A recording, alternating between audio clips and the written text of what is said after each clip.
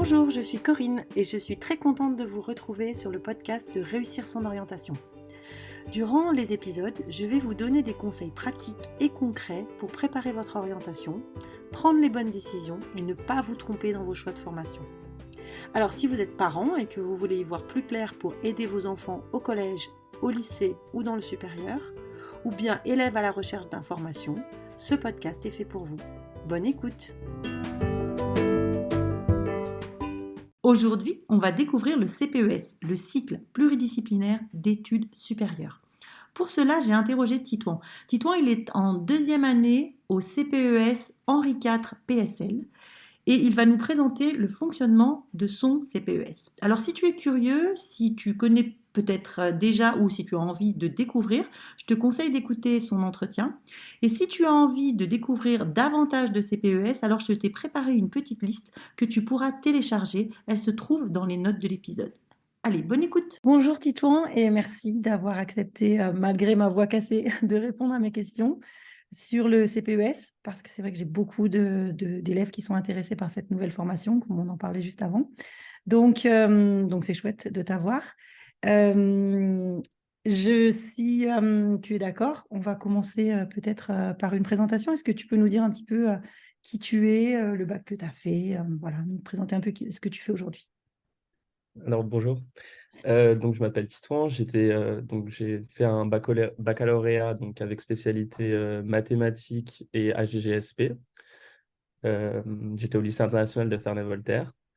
Donc maintenant je suis donc au CPES, cycle pluridisciplinaire d'études supérieures, au lycée. Donc c'est en collaboration entre le lycée Henri IV et l'université Paris Sciences et Lettres. Donc pour ceux qui ne connaissent pas trop, l'université Paris Sciences et Lettres, c'est un regroupement de plusieurs universités à Paris. Et le lycée Henri IV, c'est là où il y a des grandes prépas, c'est un grand lycée, etc. Et donc moi, je suis en filière économie, société, droit. Donc économie, société, droit. Donc finalement, en fait, c'est économie, sciences sociales et droit.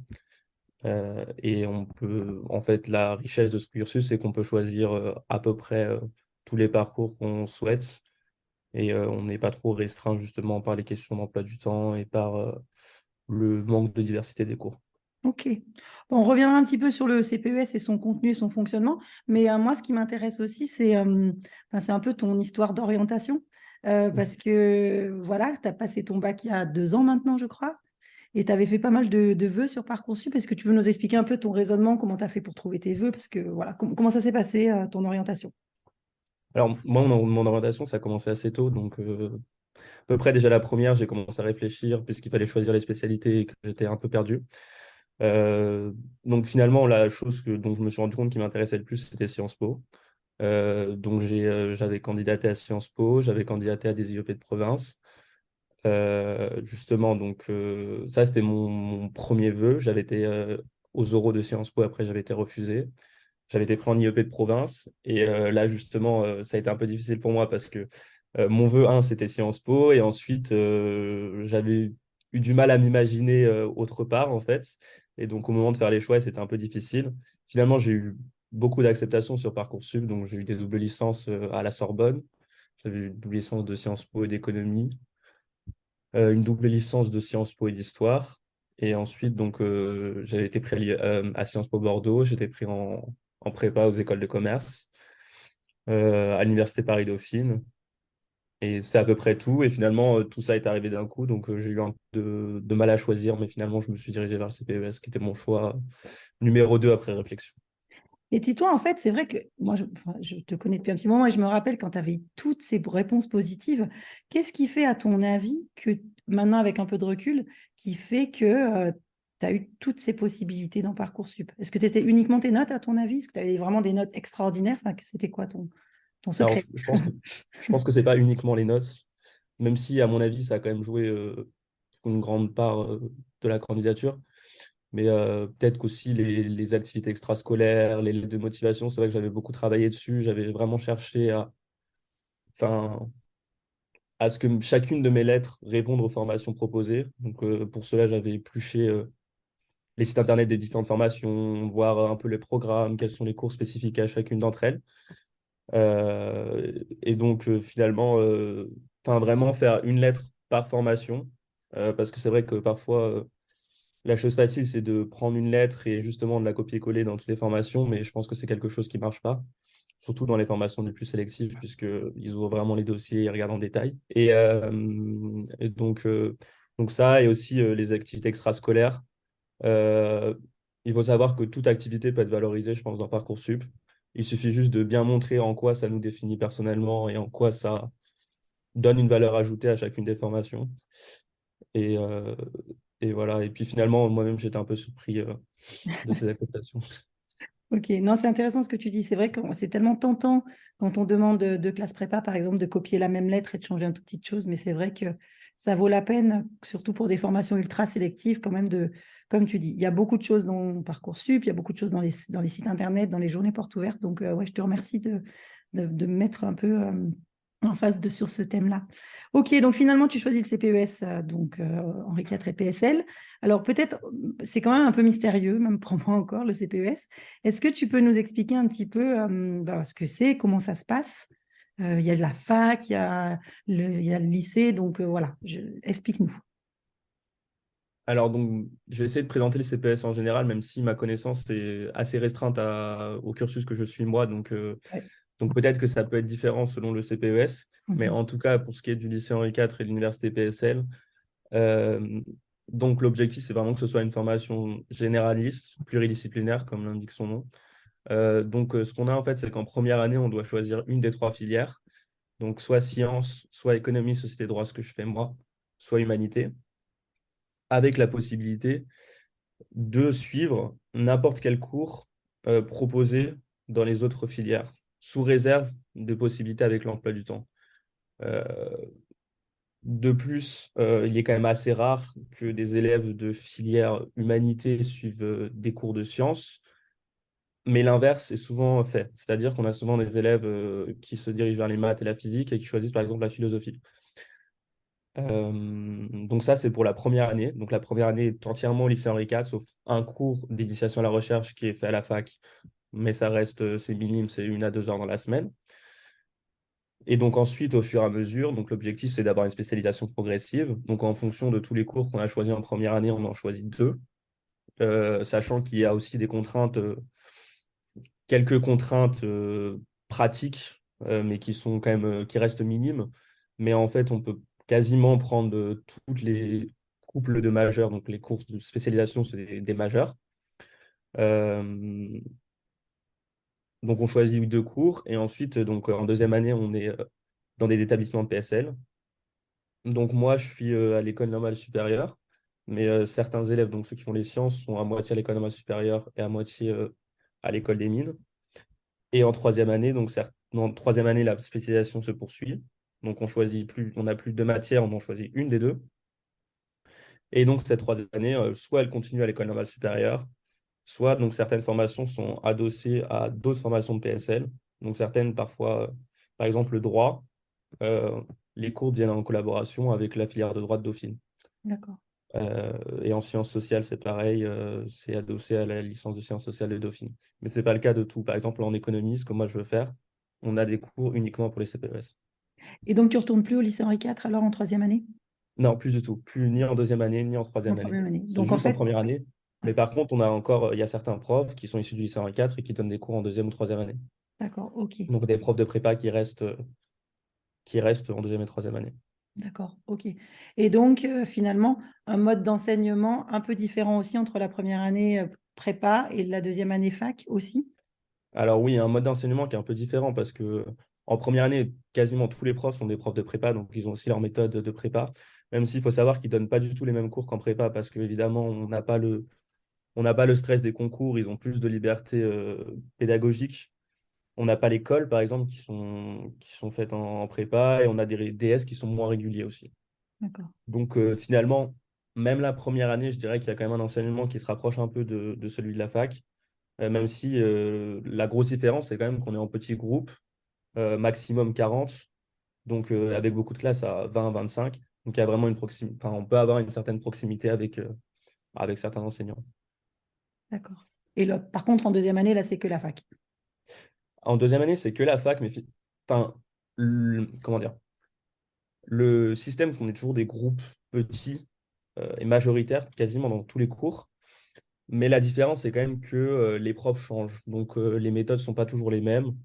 Ça dépend vraiment sur quel prof on peut tomber, mais il y a certains profs qui ont l'habitude de la fac, qui ont l'habitude de donner des cours en fac, et donc qui font la même chose avec des élèves de 20-25 qui le font avec des amphithéâtres de 300.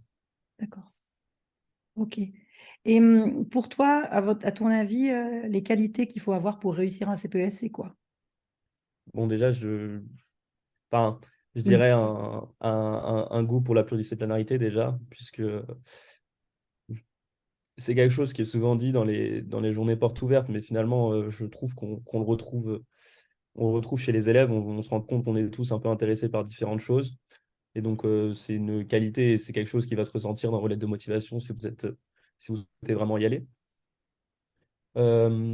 Ensuite, bon, je dirais évidemment de très bons résultats scolaires. Mhm. Euh, je suis obligé de le dire. Ben oui, c'est vrai. Euh, et ensuite, aussi quand même une bonne capacité de travail parce que l'air de rien, les semaines sont chargées. On a environ 30 heures de cours par semaine. Et donc, bah, il y a du travail à la maison, du travail régulier, etc. Même si c'est moins chargé qu'en classe prépa, ça reste des semaines qui sont très chargées. Ok. Donc, beaucoup, beaucoup plus de travail qu'en terminale, selon toi? Alors, j'avais l'impression déjà de beaucoup travailler en terminale, mais c'est vrai que là, c'est quand même encore autre chose, je dirais. Surtout en D'accord. deuxième année. En première année, peut-être un... Oui, j'ai moins travaillé en première année, honnêtement. Mais en deuxième année, oui, c'est beaucoup plus chargé que la terminale. D'accord. Donc, à la fois du travail en cours, mais aussi beaucoup de travail à la maison. Du travail en groupe aussi? Oui, oui, oui. Tout dépend des cours, en fait, mais il y a certains cours, oui, on a des projets de recherche à rendre, des travaux plus personnels. Puis après, on a aussi des DS très classiques, seuls, devant une feuille. Ok. Voilà. Et donc, avec Mais ton recul à toi, est-ce que tu vois quand même des inconvénients à cette formation pour l'instant? euh, ouais, un inconvénient peut-être que je dirais, c'est la difficulté de...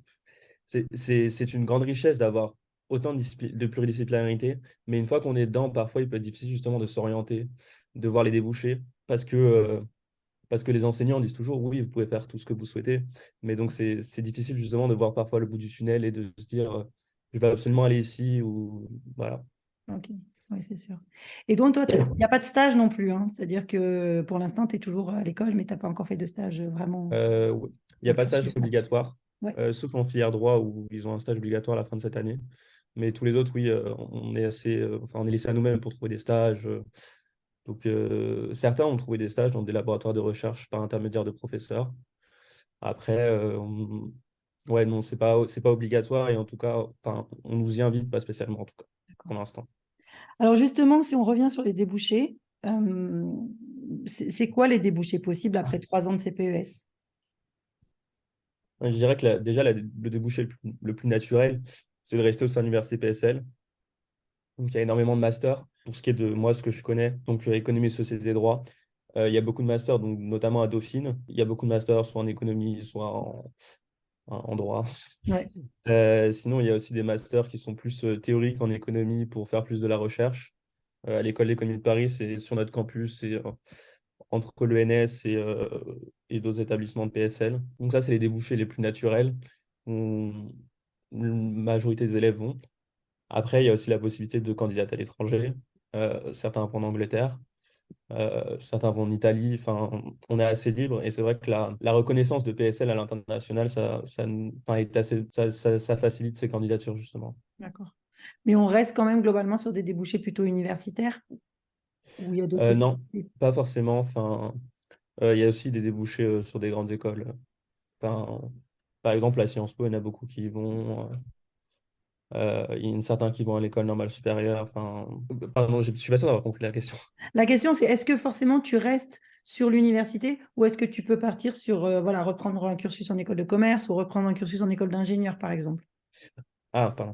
Oui, bah justement, donc pour ceux qui sont en filière sciences, il y en a beaucoup qui vont en école d'ingénieur finalement, et y compris dans les meilleures écoles. Donc ça, c'est un vrai plus. D'accord, ok. Donc en fait, Après, pour oui, les écoles de commerce, il y en a quelques-uns qui vont en école de commerce, mais c'est pas la majorité, en tout cas. d'accord. Bon, on va dire peut-être que c'est pas aussi leur profil, Voilà, aussi. plus que la capacité, c'est Oui. peut-être plus le profil. Et toi, tu as des idées?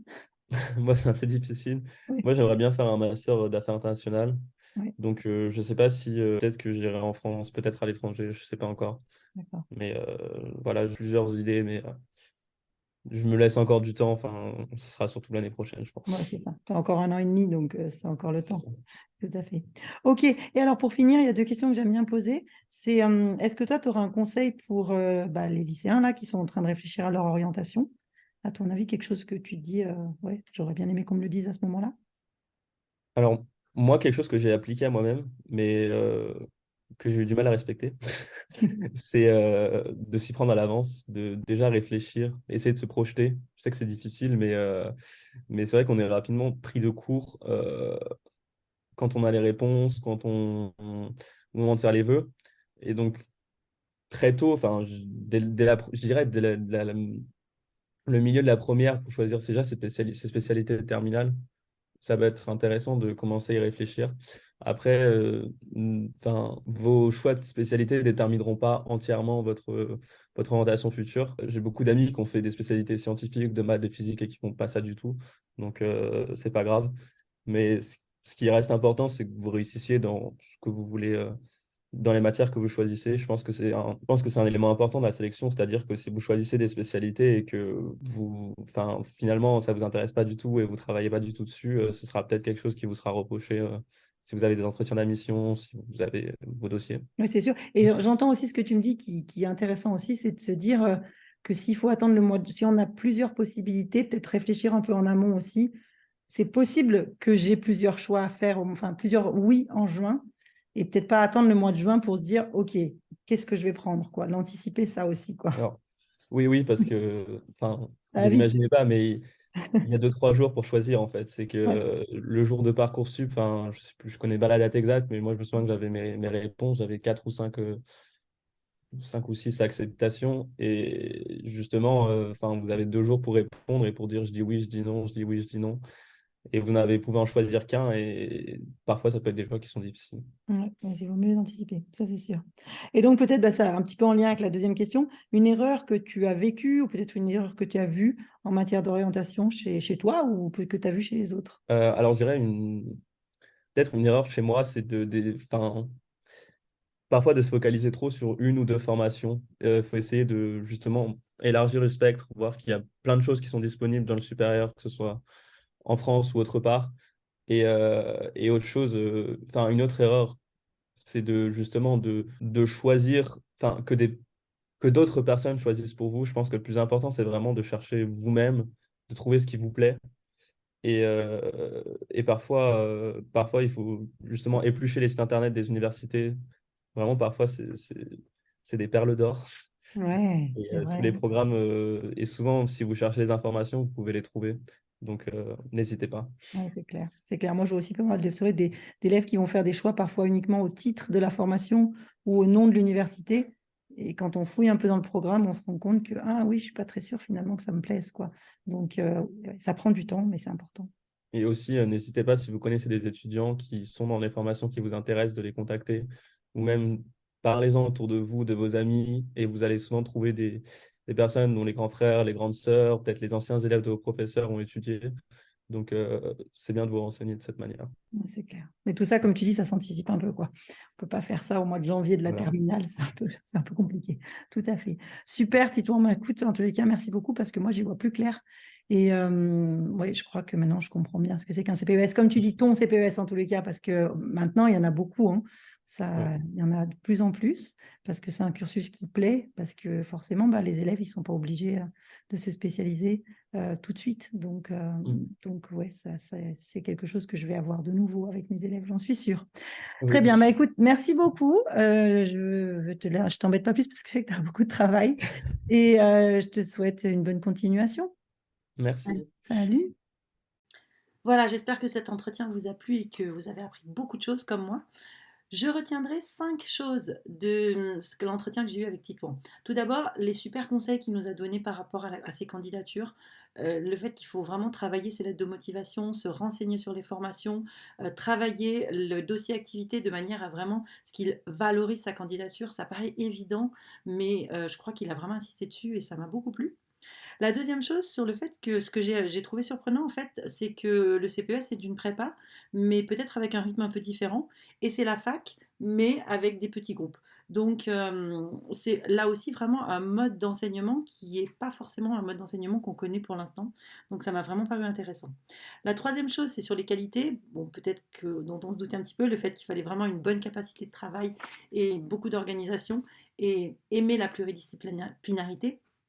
Ce qui m'amène un petit peu aussi au quatrième point que j'ai trouvé intéressant, le fait que l'inconvénient du CPES, c'est peut-être son avantage, la pluridisciplinarité. Tout est possible et à un moment, il va falloir se décider et c'est pas forcément facile, surtout qu'il n'y a pas forcément, il y a pas de stage obligatoire en l'occurrence. Donc j'ai trouvé intéressant que Titouan fasse réfléchir à ce côté très ouvert. Et la dernière chose, c'est ce conseil que j'ai trouvé là aussi très pertinent sur le fait que l'orientation, ça se prépare. Donc ça, je crois que maintenant on le comprend, on le sait. Ça se prépare dès la première, qu'il faut penser à élargir ses vœux, même si on a une formation qui tient à cœur, bah, il faut bien penser à en mettre d'autres. Et puis le fait que voilà, il faut se renseigner sur les formations, aller aux journées portes ouvertes, se renseigner auprès d'anciens élèves, dire que c'est une formation qui nous intéresse. Voilà, donc plein de conseils à la fois sur le CPES que j'ai découvert et puis des conseils sur l'orientation. Donc voilà, je pense que c'était un très bon entretien et j'espère que ça vous aidera à y voir plus clair dans votre projet d'orientation.